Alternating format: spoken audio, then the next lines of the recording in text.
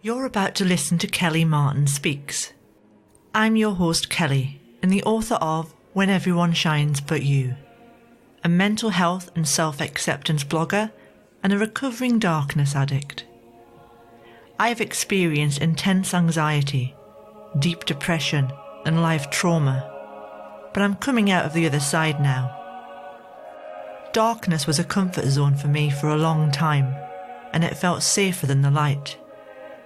So in this podcast I share with you my journey into the light and how I move through challenge in an empowering way. I'll share with you tools and nurturing ways to embrace your humanity. I was once a shy, scared introvert, afraid to speak, but that's all changing. Let's take this journey together and learn to fly.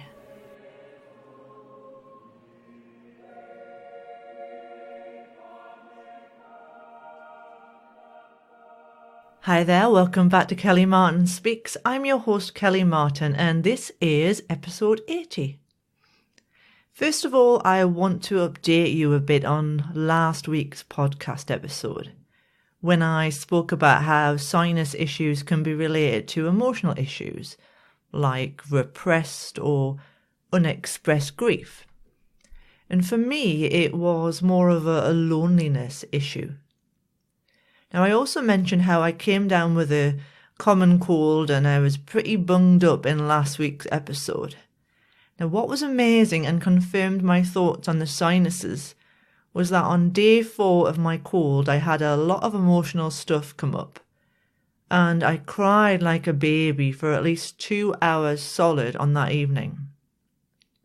Now, the next day, my cold was completely gone. No blocked nose, no sore throat, and no residual fatigue that can last a few weeks when you get a cold. So by expressing verbally my fears and concerns while crying, I released the trapped pain and emotion in my sinuses, and I awoke amazed that I had cleared what normally lasts around 3 or 4 weeks, and it was clear in 4 days. By simply releasing the emotions that I've been repressing. So I just wanted to update you on this, and if you're suffering with a cold or sinus issues, I highly recommend looking inward to see if you have any grief or emotional pain that needs verbalizing and maybe expressing through tears. And I'd also like to say, if you hear any noises today, my housemate's just preparing lunch downstairs, so I apologise for that. So now on to today's episode. Now in this episode, I'm going to talk about how to accept that people are self-centred and that's okay. The challenges that come from relating to people and how most of us will experience self-absorbed people in every walk of life. But also by considering this, we discover that we can be exactly the same. I want to talk about how putting effort in and time into anything, be it a relationship, a business idea, a creative project, does not necessarily mean that those who we are relating to and working with will have the same passion or connection as we do. And it may feel like when the relationship or business or project ends, that we've been working with people who only care about themselves.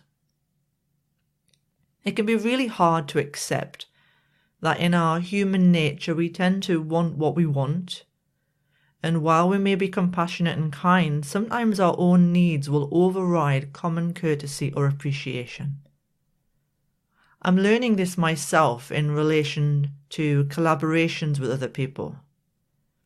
In projects, for example, when I ran the mental health radio station, I was very passionate about the idea. I probably expected too much of it, and I had very little human resources available to help me. But it didn't stop me feeling hurt when those who were involved just vanished. Some not even saying goodbye when I had to close the station. Those very people were insistent that they were so excited about the station and it felt to me like I'd pissed them off for ending it. Even though I did most of the work voluntarily, it was just so easy to view those who just vanished as self-absorbed and in it for themselves, and to see myself from a more righteous place. And my ego could say, fuck them, they're just bloody rude. Pardon my swearing if you don't like swearing. And I did feel that way initially. People who were so connected and interested in my ideas, my well-being and my thoughts as a person suddenly were not there.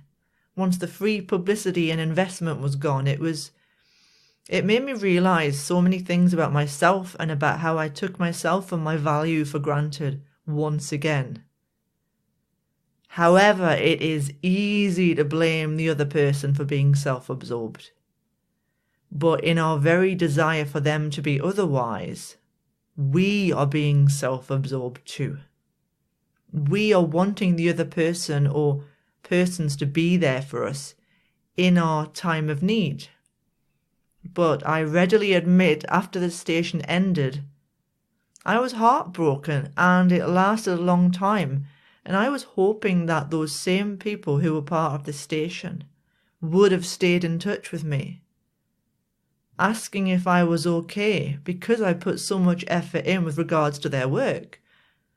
But no, they didn't. And were they supposed to keep in touch? No, there are no shoulds here.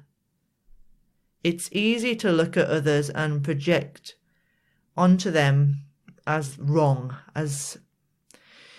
and ourselves as more superior for putting the effort into something, be it a business, a project, or a relationship, and expecting the other person to be distraught or supportive still once it's ended or we've had to let them go as they were before. But this is naive thinking.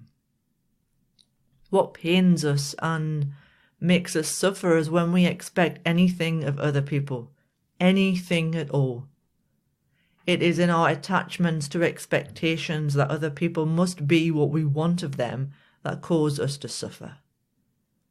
Yet when we finally get to a stage in our life when we can look at others walking away as a rite of passage, as a natural progression, as something they needed to do as part of their personal soul journey, and absolutely nothing personal to us, it is then that we feel an inner sense of acceptance and peace. Now we can spend a decade blaming and believing we are being wronged and that we are more righteous and worthy of what we think we need. But by doing this and thinking this way, we negate the individuality of the other person or persons, their personal life path and journey and what they need. I've talked about friendships in other podcasts and how I have attracted many friends who were unavailable for more deeper, intimate friendship. Friends who were only prepared or able to see me once a month, once every few months, some of them. And to them, that was friendship. To me, it was not, because we never had the consistent time to develop the friendship. But in my sadness and at the breakdown of those relationships and the endings, it was very easy for me to project blame onto them, to see them as self-absorbed and self-centered. Instead of being true to themselves, following what they needed, it was nothing personal, even if my ego had me believe that it was. We can think if we follow a more spiritual path that we will become less self-absorbed, but this is not the case. Being human, it's almost impossible to transcend the self unless we become a Buddha, a monk living in a cave. But most of us haven't got the luxury of time and space to devote to this type of practice. When monks awaken, for example, they are without the ordinary day-to-day experiences of relating to family, to commercialism, to aggression, to war in the world, to generally relating to people. We need to find a way to accept our humanity and understand that everyone behaves and acts based on their own path and often their own conditioning from earlier life experiences. Now, this is not to say that being self-absorbed is always a loving trait. Sometimes it can go into narcissism. Or even if someone is, for example, in a friendship, they may be in the friendship just to get something out of it instead of putting something into it. So it's coming from a bit of a one-sided place altogether. And for example, with my radio station, there may have been those who joined only to get something out of the station, be it publicity, attention, whatever, instead of putting something in. That was coming from a not good place either.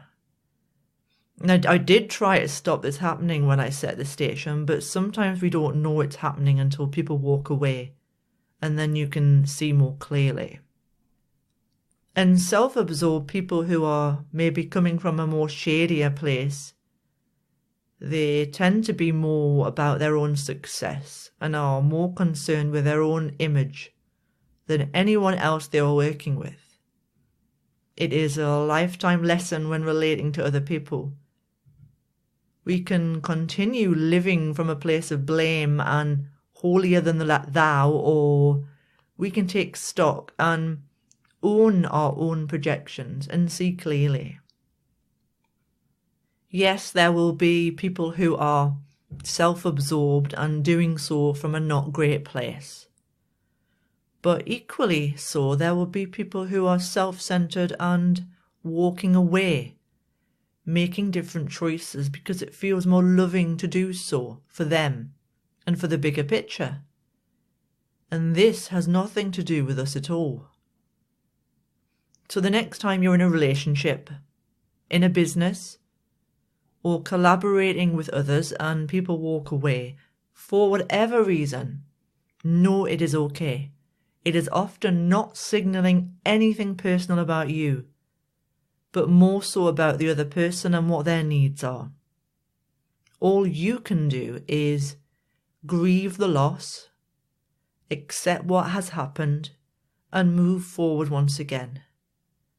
Don't allow the experience to weigh you down any further. Thanks for listening to another episode of Kelly Martin Speaks. If you have a question or topic you are struggling with and would like me to answer on an upcoming podcast episode, please get in touch. Your name will be confidential. Email me at kellymartinspeaks@gmail.com or message me on Facebook via my page, Kelly Martin Speaks.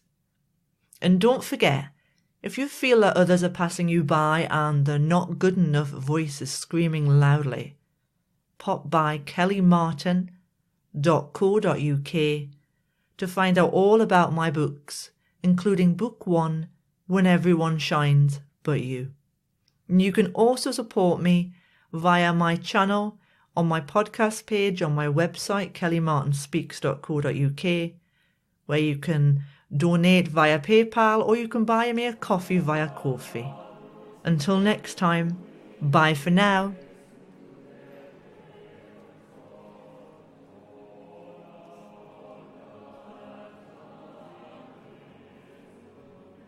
You've been listening to my podcast, Kelly Martin Speaks.